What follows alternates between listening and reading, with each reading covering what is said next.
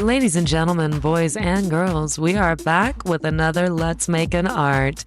This time, just a little seasonal summertime vibes for you. So let's get right into it.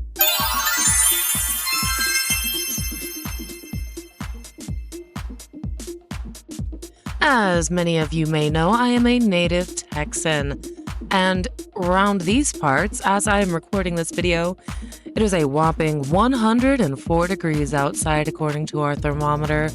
It's a scorcher, it's a hot one, and I don't know how many of you know this, but I am very naturally fair-skinned, incredibly fair-skinned in fact, and I burn very quickly and easily outside in these warmer months.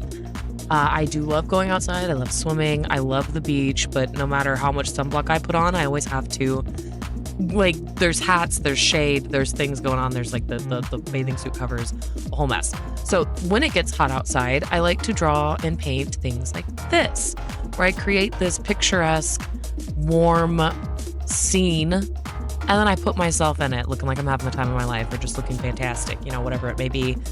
I used this as a really good excuse to practice my art, or not my art, my water rendering. This is art. I was practicing my art, so that's accurate. The water, it's something that I struggle with, kind of making realistic looking like oceans and stuff.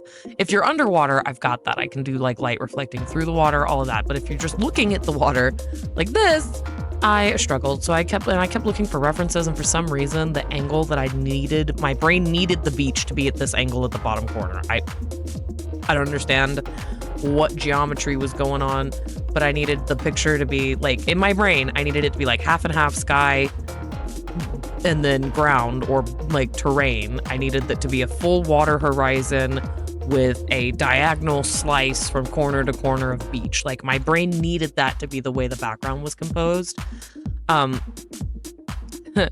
I used the liquify tool quite a bit to smoosh and squish, you know, different layers of stuff over, obviously just plopping it down and then using perspective shifts. At this point, I wanted to kind of block in the area I was going to put myself in so that I didn't over render things that I was going to cover up with myself. So that's when the green blob kind of comes into play, just to sort of keep me from fixating on parts of the image I am absolutely going to cover up. I went through different brushes, sparkles, bubbles, none of that worked. So just this textured brush. Oh, yeah, I wanted to add some more color, so I threw a little just out of frame palm tree kind of to represent the fact that, like, this is obviously a very zoomed in image kind of a thing. I don't know. I felt like it added more color and more dimension to the image. Little snaz on the composition. Just had a little zhuzh on it, as it were. I'm not super happy with it. I don't even think I pulled out a reference for this palm tree. I'm gonna be real with you. I think I just from memory. So if the palm tree looks terrible, don't worry, I blur it, so it's not a crisis. This is where I pull that blocked in shape in and then try to kind of make myself make sense in it. I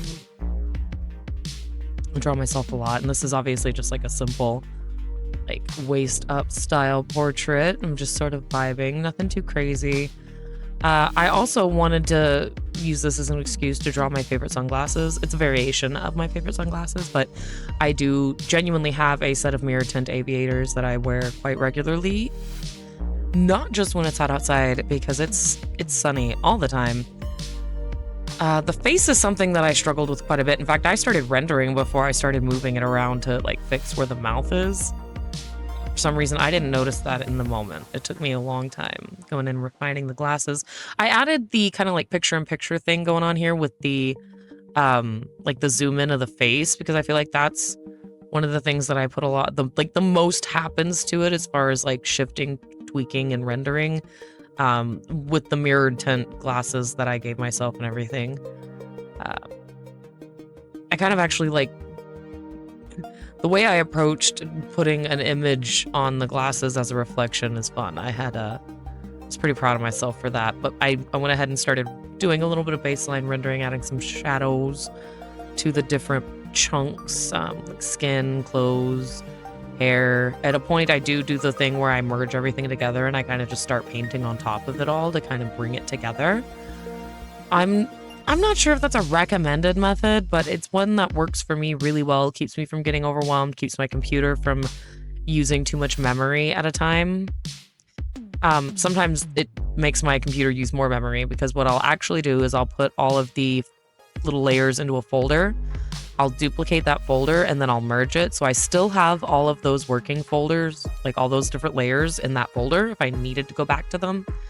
And I do that a lot when I start, like I'll paint on top with new layers of that little benchmark, put them in a folder, duplicate it, merge it, start painting on top of it again. It keeps me from having to keep track of as many layers at once, and it keeps me from overcomplicating things. I don't know.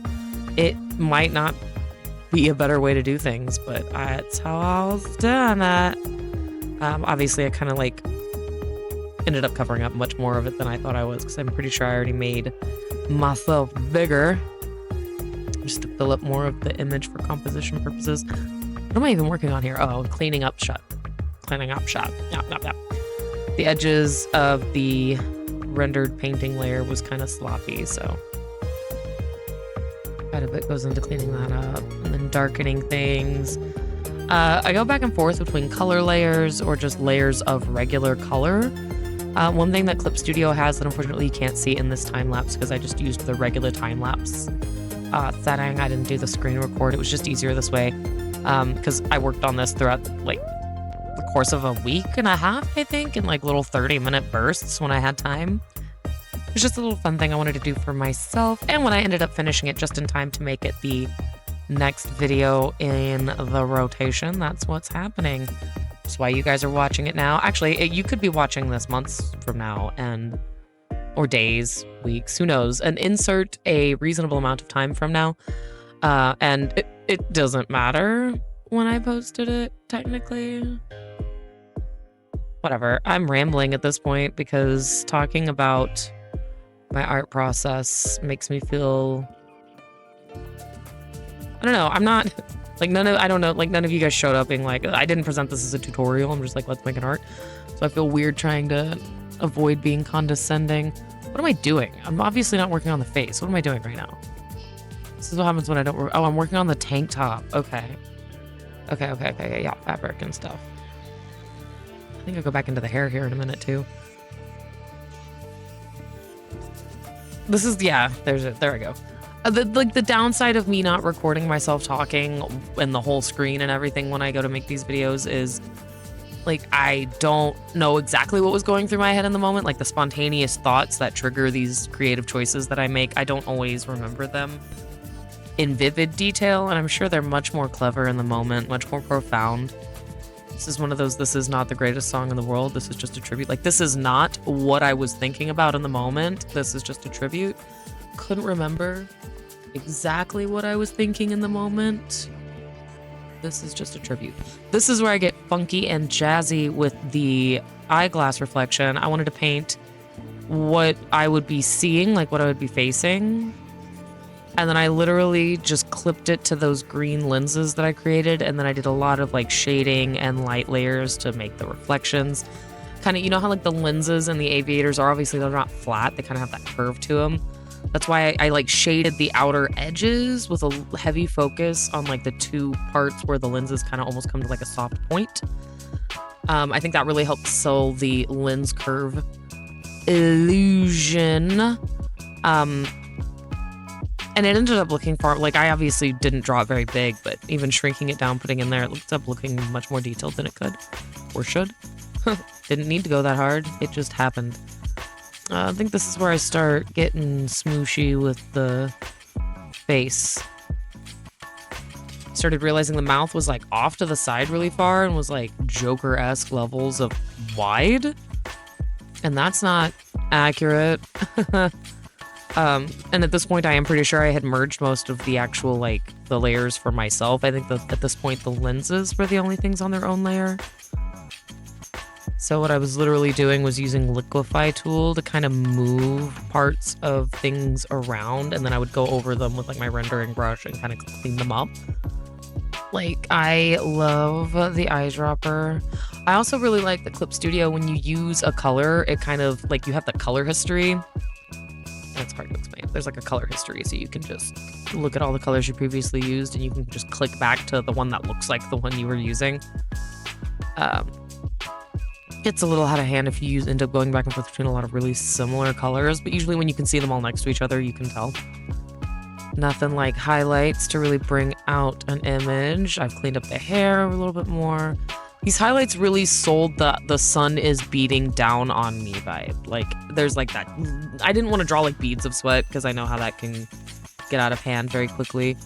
But I definitely wanted to look like the sun was beating down. We've got all of our little reflections, adding some highlights there. I wanted to paint in a lens flare, and that was a struggle, so I ended up kind of just finding a middle ground. I'm so sorry. I'm so sorry. This is the final piece. I hope you guys enjoyed this process. I hope you enjoyed this video. I hope you enjoy this art. I'm gonna go shut up and let you guys go on with your lives. Thanks again for watching. Don't forget to follow, subscribe, like, all of the things that you're supposed to do that I set out of order. And I will see you next time. Bye.